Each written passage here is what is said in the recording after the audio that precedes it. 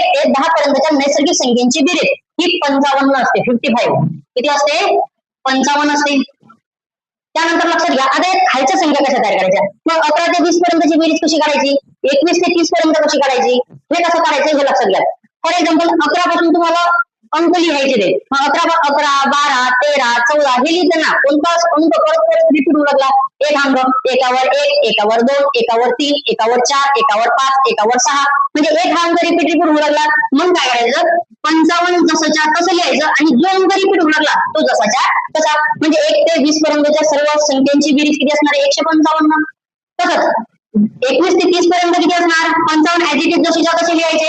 मग 21, 22, 23 लिहिताना 2 अंक रिपीट होतो म्हणून 2 लिहायचे. म्हणजे 255 काय झाले, म्हणजे 21 ते 30 पर्यंतची बेरीज किती असणार, 255. आता यामध्ये बघा 31 ते 40 पर्यंत सेम पद्धत. 55 रिपीट होणार अंक 3, इथं 55 रिपीट होणार अंक 4, 55 रिपीट होणार अंक 5, 55 रिपीट होणारा 6, 55 रिपीट होणारा 8, 55 रिपीट होणारा इथं 7 ना, सॉरी इथं 8, 55 रिपीट होणारा विषम संख्या यांची बेरीज शोधायची.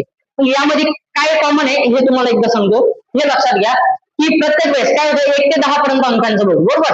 तर 1 ही विषम संख्या आहे आणि 2 ही सम संख्या आहे. 1 या 1 पेक्षा 2 हा 1 न जास्त आहे. त्यानंतर समोरची संख्या 3 आणि 4 मध्ये कंपॅरिझन केलं होतं. 3 1 न लहान, 4 1 न मोठा आहे. म्हणजे 1 ते 10 पर्यंतच्या 5 संख्या लहान असतात, 5 संख्या मोठ्या असतात, बरोबर. म्हणजे विषम संख्यांपेक्षा समसंख्या 5 न जास्त असते. काय असते, 5 न जास्त असते. म्हणजे या 55 ही एकूण नैसर्गिक संख्येची 1 ते 10 पर्यंतची बेरीज किती झाली, 55 झाली. म्हणजे याच्यापेक्षा जे समसंख्या 5 न जास्त असणार, विषम संख्या 5 न कमी असणार. मग 55 चे अर्धे करायचे.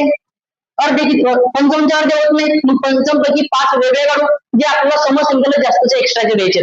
मग यापैकी 50 राहिले, 50 पैकी 25 असणारे विषम संख्या आणि 25 अधिक जे 5 आपण एक्स्ट्राचे बाहेर काढले होते ते 30 हे काय असणारे समसंख्या. पहा 25 आणि 30, या 25 पेक्षा 30 हे 5 न जास्त आहेत. समसंख्येची बेरीज 5 न जास्त येते. इथपर्यंत समजलं. आणि या दोघांची बेरीज किती होते, नैसर्गिक संख्यांची बेरीज एवढी 55 होते. तसंच या ठिकाणी सुद्धा 5 वेगळे करा जे आपल्याला समसंख्येला द्यायचे. मग होतात किती, 150. 150 चे निम्मे किती होतात, 75. इथं 75 अधिक 5 बरोबर किती, 80. या पद्धतीने काढत गेले तर ही पद्धत ऍज इट इज जशी तशी वापरायची. इथं पण 5 बाहेर काढायची. 250 ची निम्मी 125. इथं सुद्धा 130. यापेक्षा हे 5 न जास्त, समसंख्या 5 न जास्त असते. मग इथं का 350 ते 5 वेगळे काढले तर 175 आणि इथं 180. हा जो संबंध लावला या संबंधानुसार इथपर्यंत काढा. किंवा हे दोन तुमचे संबंध निघले तर यानंतर ऍज इट इज